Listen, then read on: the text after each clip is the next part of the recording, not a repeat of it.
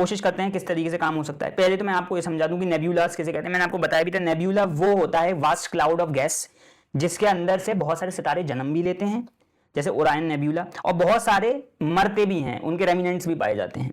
जैसे कि पिछली वीडियो में सूरज के बारे में हमने बताया था कि कैसे वो व्हाइट डॉर्फ बन सकता है अकॉर्डिंग टू नासा, और अल्लाह सुब्हानहू व तआला कि इस आयत की तशरीह में अब्दुल्लाह इब्न अब्बास भी कुछ इसी तरीके का एग्जांपल दे रहे हैं, कोविरत, राइट। काफी हद तक क्लोजनेस तो आ रही है नजर, फिर भी कुछ ना कुछ क्लीशेज हैं बीच में। इसी तरीके से प्लैनेटरी नेब्यूलास जो व्हाइट डॉर्फ्स होते हैं, ब्लू डॉर्फ या रेड डॉर्फ, जो कि उस जाइंट फेज के बाद धीरे धीरे करके डेब्री छोड़ते हैं, या फिर वो बड़े जाइंट सितारे जो कि स्पॉन्टेनियसली फटते हैं सुपरनोवा की तरह, और उसके बाद या तो वो ब्लैक होल बना लेते हैं अगर कोर बहुत भारी है, या फिर न्यूट्रॉन स्टार बना लेते हैं, राइट। वो सारे सितारे डेब्रीज छोड़ते हैं और वो डेब्री नेब्यूला की फॉर्म में आपस में मिल जाती है, क्लाउड की फॉर्मेशन बनाती है। ये नेब्यूला, ये क्लाउड वाला स्ट्रक्चर वही इनकदरा को काफी हद तक डिनोट तो कर रहा है। इसमें कोई हैरान करने वाली बात, इसमें कोई ऐसी बात नहीं है जिसमें हमें हैरान होना पड़े। वो नेब्यूला जो बन रहा है वो किसी न किसी तरीके से सितारे को तो, सितारे की मौत को तो दर्शा रहा है। इनकदरा जो इनकदरत, वो जो है सितारे का जो वर्ब यूज हुआ है नुजूम इनकदरत, वो उस कदरत को तो दिखा रहा है नेब्यूला। लेकिन है समझने वाली बात यह है कि सारे सितारे एक साथ कैसे नेब्यूला बन सकते हैं, और नेब्यूला में से तो सितारों की पैदाइश भी होती है। अगर सितारों की पैदाइश नेब्यूला में से हो रही है तो सारे सितारे मरने के बाद क्या खत्म हो गए? यही वो लफ्ज है इनकदरत। जितना मैं इसमें डीप जा सकूं उतना डीप जा सकता हूं, लेकिन बात वही है कि इंसान फिर उस लेवल की डेप्थ अगर आपको समझनी है तो फिर और टाइम लगेगा। इसमें कुछ प्लैनेटरी नेब्यूलाज होते हैं, राइट, जो कि when a sun like star expel its outer layer, planetary nebula, जो कि हमने व्हाइट डॉर्फ के केस में देखा था। कुछ सुपरनोवा के रेमिनेंट्स होते हैं जब मैसिव सितारे फटते हैं, और कुछ डार्क नेब्यूला होते हैं जो कि स्टार लाइट ऑब्सक्योर करके डार्क क्लाउड्स गैस की फॉर्म में आ जाते हैं। कुछ भी हो, नेब्यूला सडन डेथ नहीं दिखा सकता, है ना। इसे वइज़न नुजुमुन कदरत, कदरत का मतलब ही यही है कि भाई एक बार में ये खत्म, सारी गैलेक्सी, सारे क्लस्टर्स एक बार में खत्म। और इवन इफ यू से कि यार सारी जगह पे ब्लैक होल खुल जाएंगे, हर एक गैलेक्सी का जो सुपर मैसिव ब्लैक होल है, पहली बात तो ये हर एक गैलेक्सी के पास सुपर मैसिव ब्लैक होल है नहीं, और जिन गैलेक्सीज के पास सुपर मैसिव ब्लैक होल्स है भी, उन सब के ब्लैक होल जो है एकदम से उनकी ग्रेविटी बहुत ज्यादा बढ़ जाएगी और सारे ब्लैक होल जो है समा जाएंगे अंदर। Possibly that could be the reason, right. But उस ब्लैक होल के अंदर की सिंगुलैरिटी का क्या, उस सिंगुलैरिटी पे पड़े हुए सितारे के कोर का क्या होगा? और अल्लाह सुब्हानहू व तआला जो कह रहे हैं इनकदरत, इसका मतलब तो ब्लैक होल खुलना हो ही नहीं रहा है, यानी वर्ब उस चीज को डिनोट नहीं कर रहा, उस एक्शन को डिनोट नहीं कर रहा जो एक्शन हम बताना चाह रहे हैं, जस्टिफाई करना चाह रहे हैं। तो नेब्यूला वाली चीज, जो धुएं वाली चीज है, वो क्लाउड वाली चीज कहीं ना कहीं समझ में आ रही है, लेकिन उस चीज को ब्लैक होल की थ्योरी में जोड़ देना, ये कहीं भी समझ में नहीं आ रही बात, समझ में आई? तो अब देखते हैं कि कैसे हम देख सकते हैं कि हमारे पास कोई एविडेंस है क्लस्टर डेथ का या फिर गैलेक्सी की डेथ का जो स्पॉन्टेनियसली ना सही हुई हो। Clusters group of stars don't usually die at once. Galaxies are too huge, containing billions of stars at different life stages, so they don't die at a single cosmic instant. एक वक्त पे तो मर ही नहीं सकते सारे सितारे। स्टार बस्ट के कुछ इवेंट्स होते हैं जिसमें रैपिड की फॉर्मेशन ऑफ स्टार्स होती है, क्वेंचिंग होती है, star formation stop across galaxy making it fade over time, right. Collision या मर्जर होता है, गैलेक्सी मर्ज हो जाती हैं, लेकिन इसमें बहुत सारे सितारे बच जाते हैं। और अगर ये होता भी है तो ये मिलियंस और बिलियंस की टाइम पीरियड में होता है। मैं इसलिए कह रहा हूं जब तक ये टाइम रहेगा ना तब तक इनकदरत नहीं हो सकता। लेकिन अभी कैसे समझें, अभी हम टाइम को तो नहीं हटा सकते।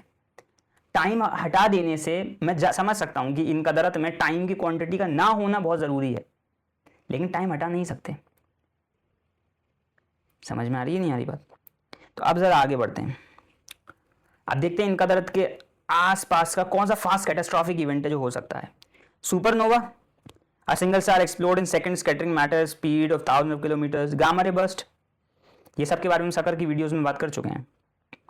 क्लस्टर स्केल कोलैप्स सब हो सकते हैं, लेकिन स्टिल कितने भी तेजी से हो जाए, मिलियंस तो इनका मिनिमम मार्जिन है कि मिलियन साल तो लगेगा भाई, मिलियन मिनिमम ये मार्जिन है किसी सितारे के मरने का, किसी गैलेक्सी के क्लस्टर के मरने का। हाइपोथेटिकल सिनेरियोस के अंदर भी अल्लाह सुब्हानहू व तआला जिस चीज के बारे में बात कर रहे हैं वो तो हो ही एक फ्रैक्शन ऑफ सेकंड के भी, बल्कि इससे भी तेज हो रही है वो काम। तो क्या हमारे पास कोई ऐसी डेथ थी नेब्यूला की, क्लस्टर की? नहीं। जब कुरान ये कह रहा है ना वह इज़न नुजूम उनकदरत, तो इसके दो मतलब हो सकते हैं ना। मैं वही कह रहा हूँ कि दूसरा मतलब जो है वो समझ में हमारे अभी नहीं आ सकता, लेकिन दूसरा मतलब ज्यादा क्लोज है इस वर्ब के इनकदरत पहला वर्ड यानी सितारे बिखर जाएंगे, तबाह बर्बाद हो जाएंगे, फट जाएंगे, ये सब अपनी जगह मौजूद है उस लफ्ज के मतलब के अंदर, लेकिन वो सब चीज उस इंस्टेंट पे होना ये बड़ा मुश्किल है। मैं जानता हूँ अभी क्वांटम आप लेके आएंगे, मैं भी लेके आने वाला हूँ क्वांटम, टेंशन मत लो कि उसके अंदर फिर सितारों की बात करते करते हम क्वांटम लेवल पे पहुंच जाते हैं, फिर वहाँ पे हम टाइम को कुछ भी इंस्टेंट पे दिखा सकते हैं, वो सब चीज़ें भी मैं लेके आने वाला हूँ, राइट। अल्लाह सुब्हानहू व तआला जब इन कदरत का इस्तेमाल कर रहे हैं तो वो कह रहे हैं कि स्पॉन्टेनियसली होगा ये काम। तो अब देखते हैं, मैंने भी क्वांटम फिजिक्स का यूज़ किया ना, क्वांटम फिजिक्स और कॉस्मोलॉजी का यूज़ करके थ्योरेटिकली सही, आइडियली, बल्कि थ्योरेटिकली भी नहीं कह सकते, आइडियली वैसे तो मैथमेटिकल इक्वेशंस हैं इसके अंदर जो कि हमने यूज़ करी हैं क्वांटम फील्ड थ्योरी से, और जो भी डिफरेंट क्वांटम की वो थी इक्वेशंस उसका यूज़ हमने किया था इसके अंदर। डॉक्यूमेंट में नीचे है वो कोर क्वांटम फिजिक्स है, वहाँ मैं स्टार लगा रखा है कि वो जो है ना, मैं दिखा भी देता हूँ आप सबको, ये कोर क्वांटम फिजिक्स है जहाँ पे हमने रिसर्च लेवल जो है काम किया है, लेकिन इस काम को मैं अभी जो है हाईलाइट नहीं करना चाह रहा क्योंकि ये ऑब्वियसली बहुत ज़्यादा कॉम्प्लेक्स चीज़ है। बट मैं बेसिक आइडिया देता हूँ कि करंट फिजिक्स के सिनेरियो पे रह के सारे सितारे जो हैं वो कैसे ख़त्म हो सकते हैं कुछ ही सेकंड्स के अंदर, राइट।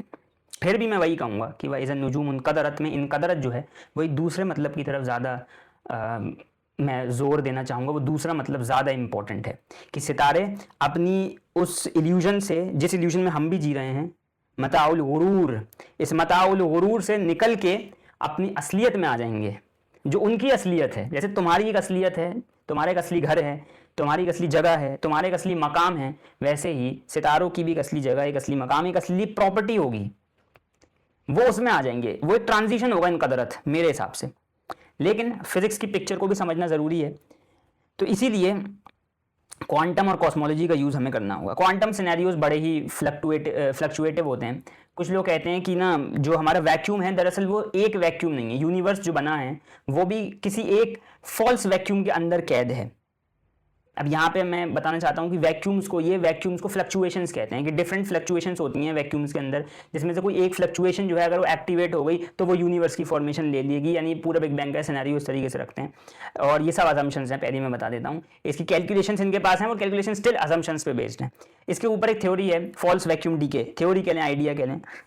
फॉल्स वैक्यूम डीके के अंदर यूनिवर्स जो है ना हमारा पूरा, ये पहला आसमान, अभी मैं इसलिए मैं कह रहा हूँ, अभी मैं ज्योमेट्री की बात भी नहीं करी, मैं पहले आसमान पे ही हूँ। मैं अगर कुरानिक ज्योमेट्री की बात कर लूँ, सातों आसमान को मैप करके आपके सामने दिखाऊं, फिर कहानी बिल्कुल डिफरेंट है, राइट। इसीलिए मैं वो ट्रांजिशन वाली बात कर रहा हूँ। अगर यूनिवर्स में भी ना मेटास्टेबल वैक्यूम स्टेट, जो हमारा यूनिवर्स है वो एक वैक्यूम स्टेट है, metastable. If a true vacuum exist with a lower energy, quantum tunneling could trigger a bubble of true vacuum expanding at near light speed, right. कहने का मतलब ये है कि यहाँ पे एक फॉल्स, में बहुत ही लेमैन की लैंग्वेज में समझाऊंगा, फॉल्स बबल है, ये फॉल्स बबल आपका यूनिवर्स है पूरा, ठीक है ना। और दरअसल ये एक मेटास्टेबल स्टेट है, अभी तक पूरी तरीके से स्टेबल नहीं है, इसलिए इल्यूजन है, फॉल्स वैक्यूम है। जब ट्रू वैक्यूम जो है इससे भी ज्यादा लोअर एनर्जी पे एग्जिस्ट करेगा, यानी वो करेगा, अभी तक ये असम्पशंस हैं। फॉल्स वैक्यूम हमारी दुनिया ये पूरी बबल में कैद, अगर इससे भी लोअर एनर्जी पे ट्रू वैक्यूम जो है वो इमर्ज कर देता है तो ये फॉल्स वैक्यूम खत्म हो जाएगा और ट्रू वैक्यूम के अंदर सारी रियलिटी आ जाएगी। क्वांटम टनलिंग फॉल्स वैक्यूम से ट्रू वैक्यूम के अंदर, बहुत ही लेमैन लैंग्वेज में समझाया है मैंने। Everything it touches is instantly destroyed and और ऑल्टर्ड, इफेक्टिवली अ सडन इनकिदार ऑफ एंटायर यूनिवर्स, यानी व इज़न नुजूमुन कदरत, ये खत्म ये शुरू, ये इल्यूजन खत्म रियलिटी शुरू। क्वांटम टनलिंग से बता रहे हैं, अल्लाह कुछ और कह रहे हैं, लेकिन आइडिया काफी हद तक सेम है। इंस्टेंटेनियस हो सकता है काम। एक फॉल्स वैक्यूम था, फ्लक्चुएशन हुई, ट्रू वैक्यूम का बबल आया, ट्रू वैक्यूम का बबल जैसे ही फटा फॉल्स वैक्यूम उसके अंदर समा गया, इस तरीके से काम होगा। दूसरा इनके पास एक और आइडिया है, क्वांटम फ्लक्चुएशंस इन ग्रेविटी हो सकता है, यानी ब्लैक होल की इनस्टेबिलिटी हो जाए, वो मैंने समझा दिया, वो हो सकता है, बट इन कदरत से काफी हद तक वो रिलेटेड नहीं है। कॉस्मिक फेज ट्रांजिशन हो सकता है, just like water freeze, universe could undergo a phase change in its fundamental field, if triggered this could cause instantaneous restructuring of cosmic laws, wiping out galaxy cluster in movements. ये चीज भी हो सकती थी अगर अल्लाह सुब्हानहू व तआला ये ना कहते कि हम आसमानों को लपेटेंगे, राइट। ये चीज़ भी हो सकती थी या हो सकती है, वल्लाहि लाजिम उस तरीके से नहीं जिस तरीके से क्वांटम बता रहा है ऑफ कोर्स, बट वो आइडिया हम ग्रैब करना चाह रहे हैं यहाँ से कि इंस्टेंटेनियस रीस्ट्रक्चरिंग हो जाए कॉस्मिक लॉ की। होगी तो रीस्ट्रक्चरिंग, कॉस्मिक लॉस चेंज तो होने वाले हैं, पूरा ऑर्डर चेंज होने वाला है, लेकिन the idea the implementation would be different, ठीक है ना। अब यहीं पे if say a false vacuum bubble appeared inside a star cluster, entire cluster could be destroyed in seconds. यहीं पे वो बताती है कि अब हम इनकदरत में वो जो अत आया है ना, स्पॉन्टेनिटी का अत, उसको हम काफ़ी हद तक कनेक्ट कर पा रहे हैं, उस चीज़ को हम काफ़ी हद तक समझ पा रहे हैं कि हाँ कोई भी चीज़ स्पॉन्टेनियसली हो सकती है फॉल्स वैक्यूम डीके से, कि फॉल्स वैक्यूम का बबल फटा और हर चीज़ एक नए वैक्यूम के अंदर, एक नई रियलिटी के अंदर, ठीक है ना, ये काम हो सकता है, ये आइडियली पॉसिबल है, इसको इमेजिन करना काफ़ी हद तक, मतलब इंसानी सतह पे इमेजिन करना आइडियली यही मेरे ख्याल से बेस्ट ऑप्शन है इस टाइम पे, false vacuum decay. A false vacuum is defined as a space with as little energy in it as possible. Despite the name the vacuum still has quantum fields. A true vacuum is stable because it has a global minimum of energy. अब यहाँ पे कुछ चीज़ें आपको समझ में नहीं आ रही होंगी, कोई बात नहीं, इतना डीप समझने की ज़रूरत नहीं थी, लेकिन वो आइडियाज़ कलेक्ट करने की ज़रूरत है। When you see a verse, ज़रूरी नहीं है हर चीज़ आपको समझ में आए, लेकिन वो चीज़ें आपको पता ज़रूर होनी चाहिए कि कनेक्ट कहाँ जाके हो रही हैं। धीरे धीरे करके जैसे कुरान का और मुताला होगा, आप वो चीज़ें और डिटेल में समझेंगे। It's a global minimum of energy and it's commonly assumed to coincide with the physical vacuum state in which we live. It is possible that a physical vacuum state is a configuration of quantum field representing a local minimum but not global minimum of energy. This type of vacuum state is called the false vacuum. In quantum field theory, a false vacuum is a hypothetical vacuum state that is locally stable but does not occupy most stable possible ground states. In this condition, it is called metastable. Stable नहीं है वो. It may last for a very long time in this state but could eventually decay to a more stable one. Quantum tunneling से, an event known as false vacuum decay. This is how decay might happen in a universe called bubble nucleation. If a small region of the universe by chance reached a more stable vacuum, this bubble could also called bounce would spread. False vacuum exists at local energy and it's therefore not completely stable in contrast to true vacuum. Okay.